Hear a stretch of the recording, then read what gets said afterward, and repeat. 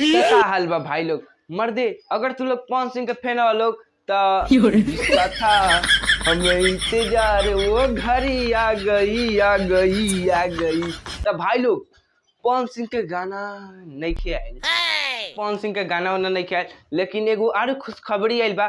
तो मर्दे अगर तू लोग पवन सिंह के बिग फैन हो लोग तो अभी वीडियो के लाइक चैनल के सब्सक्राइब कर दो लोग।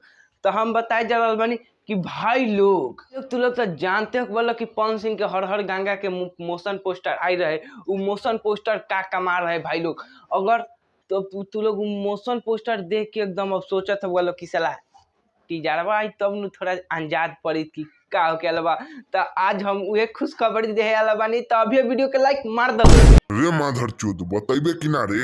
मर्दे बताओ तनी मर्दे, अब गाड़ी देता रहो लोग के सामने इज्जत खराब हो जाए। तो भाई लोग कहतानी कि अबे जल्दी बोल, कल सुबह पनवेल निकलना है।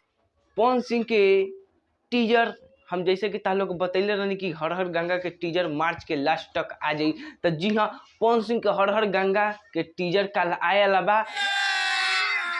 अभी मजा आएगा ना वीडियो देख के धमाल मचाओ लोग। आ हमरो के मर्दे कुछ हमरो के खुश करा लोग, ताहा लोग के खुश करनी। तो लाइक और सब्सक्राइब ठोक दा लोग, आ कमेंट करा लोग पावर स्टार पवन सिंह।